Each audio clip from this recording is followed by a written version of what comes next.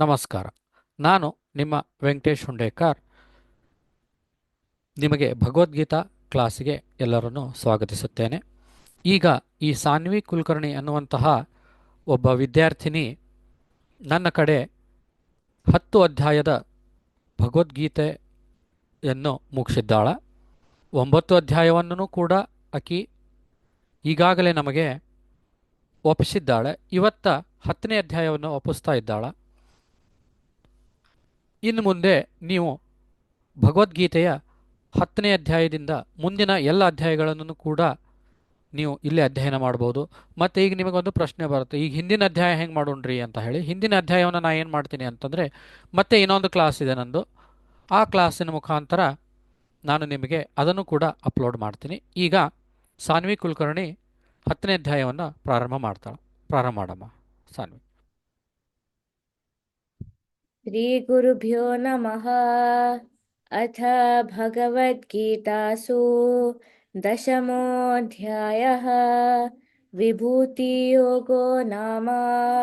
श्रीभगवानुवाच भूय एव महाबाहो शृणु मे परमं वचः यत्तेऽहं प्रीयमाणाय वक्ष्यामि हितकाम्यया।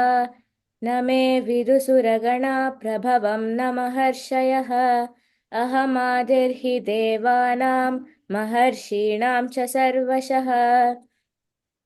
यो मामजमनादिं च वेति लोकमहेश्वरम् असम्मूढसमर्थ्येषु सर्वपापैः प्रमुच्यते। बुद्धिर्ज्ञानमसम्मोह क्षमा सत्यं दमः शमा सुखं दुःखं भवो भावो भयं चाभयमेव च। अहिंसा समता तुष्टि स्तपोदानं यशो यशः भवन्ति भावभूतानां मत्त एव पृथग्विधा। महर्षयः सप्त पूर्वे चत्वारो मनवस्तथा मद्भावा मनसा जाता येषां लोक इमा प्रजाः। एतां विभूतिं योगं च मम यो वेति तत्त्वतः सोऽविकम्पेन योगेन युज्यते नात्र संशयः। अहं सर्वस्य प्रभवो मत्तः सर्वं प्रवर्तते इति मत्वा भजन्ते मां बुधा भावसमन्विताः। मच्चित्ता मद्गतप्राणा बोधयन्त परस्परं कथयन्तश्च मां नित्यं तुष्यन्ति च रमन्ति च। तेषां सततयुक्तानां भजतां प्रीतिपूर्वकं ददामि बुद्धियोगं तं येन मामुपयान्ति ते। तेषामेवानुकम्पार्थमहमज्ञानजं तमः नाशयाम्यात्मभावस्तु ज्ञानदीपेन भास्वता। अर्जुन उवाच परं ब्रह्म परं धाम पवित्रं परमं भवान् पुरुषं शाश्वतं दिव्यमादिदेवमजं विभुम्। अहस्त्वां ऋषयः सर्वे देवर्षिर्नारदस्तथा अस्थितो देवलो व्यास स्वयं चैव ब्रवीषि मे। सर्वमेतदृतं मन्ये यन्मां वदसि केशव न हि ते भगवन् व्यक्तिं विदुर्देवानदानवाः। स्वयमेवात्मनात्मानं वेत्त्वं पुरुषोत्तम भूतभावन भूतेश देवदेव जगत्पते। वक्तुमर्हस्य शेषेण दिव्या ह्यात्मा विभूतयः याभिर्विभूतिभिर्लोका निमांस्त्वं व्याप्य तिष्ठसि। कथं विद्यामहं योगिं त्वां सदा परिचिन्तयन् केषु केषु च भावेषु चिन्त्योऽसि भगवन्मया। विस्तरेणात्मनो योगं विभूतिं च जनार्दन भूय कथय तृप्तिर्हि शृण्वतो नास्ति मे मृतम्।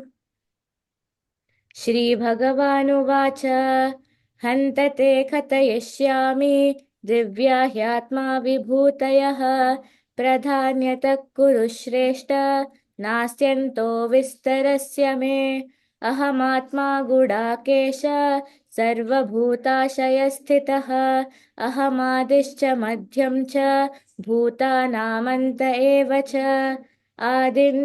आदित्यानामहं विष्णुर्ज्योतिषां रविरंशुमान् मरीचिर्मरुतामस्मि नक्षत्राणामहं शशी वेदानां सामवेदोऽस्मि देवानामस्मि वासवः इन्द्रियाणां मनश्चास्मि भूतानामस्मि चेतना रुद्राणां शङ्करश्चास्मि वित्तेषो यक्षरक्षसां वसूनां पावकश्चास्मि मेरुशिखरिणामहं पुरोदसां च मुख्यं मां विद्धि पार्थ बृहस्पतिं सेनानीनामहं स्कन्दः सरसामस्मि सागरः महर्षीणां भृगुरहं गिरामस्मैकमक्षरं यज्ञानां जपयज्ञोऽस्मि स्थावराणां हिमालयः अश्वतः सर्ववृक्षाणां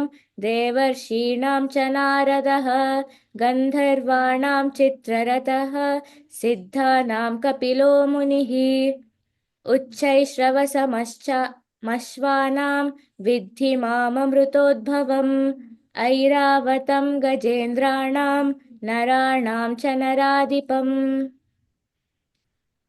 आयुधानमहं वज्रं धेनुनामस्मि कामधुक् प्रजञ्चास्मि कन्दर्पः सर्पाणामस्मि वासुकिः अनन्तश्चास्मि नागानां वरुणो यादसामहं पितॄणामर्यमा चास्मि यमः संयतमामहं प्रह्लादश्चास्मि दैत्यानां कालः कलयतामहं मृगाणां च मृगेन्द्रोऽहं वैनतेयश्च पक्षिणां पवनः पवतामस्मि रामः शस्त्रभृतामहं जषाणां मकरश्चास्मि स्रोतसामस्मि जाह्नवी सर्गाणामादिरन्तश्च मध्यं चैवाहमर्जुन अध्यात्मा विद्यानां वादप्रवदतामहम् अक्षराणामकारोऽस्मि द्वन्द्वः सामसिकस्य च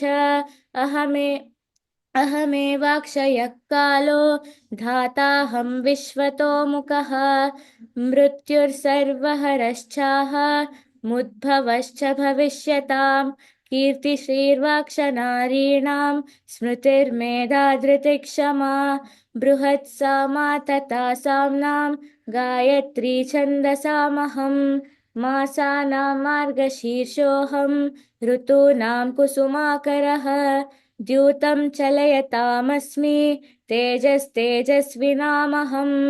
जयोऽस्मि व्ययसायोऽस्मि सत्त्वं सत्त्ववतामहं वृष्णीनां वासुदेवोऽस्मि पाण्डवानां धनञ्जयः मुनीनामप्यहं व्यास कवीनामुशना कविः दण्डो दमयतामस्मि नीतिरस्मि जिगीषतां मौनं चैवास्मि गुह्यानां ज्ञानं ज्ञानवतामहं यच्चापि सर्वभूतानां बीजं तदहमर्जुन न तदस्ति विना यत्स्यात् मया भूतं चराचरम् नान्तोऽस्ति मम दिव्यानां विभूतीनां परन्तप एष तुद्देशतः प्रोक्तो विभूतिर्विस्तरो मया यद्यद्विभूतिमत्सत्त्वं श्रीमदूर्जितमेव वा तत्तदेवावगच्छत्वं मम तेजोंशसम्भवम् अथवा बहुनैतेन किं ज्ञातेन तवानघ विष्टभ्याहमिदं कृत्स्ना मेकाङ्क्षेण स्थितो जगत् ॐ तत्सदिति श्रीमद्भगवद्गीतासु उपनिषत्सु ब्रह्मविद्यायां योगशास्त्रे श्रीकृष्णार्जुनसंवादे विभूतियोगो नाम दशमोऽध्यायः श्रीकृष्णार्पणमस्तु। ಗುಡ್ ಅಮ್ಮ, ಚೆನ್ನಾಗಂದು. ಓಕೆ, ಇನ್ನು ಮುಂದಿನ ಕ್ಲಾಸ್ನಿಂದ ನಾವೇನು ಮಾಡೋಣ ಅಂತಂದರೆ 11ನೇ ಅಧ್ಯಾಯವನ್ನು ಸ್ಟಾರ್ಟ್ ಮಾಡೋಣ. ಅಂದರೆ ನಾಳಿಂದ ನಾವು 11ನೇ ಅಧ್ಯಾಯವನ್ನು ಸ್ಟಾರ್ಟ್ ಮಾಡೋಣಂತೆ. ಹಾಂ, ಶ್ರೀಕೃಷ್ಣ ಅರ್ಪಣಮಸ್ತು.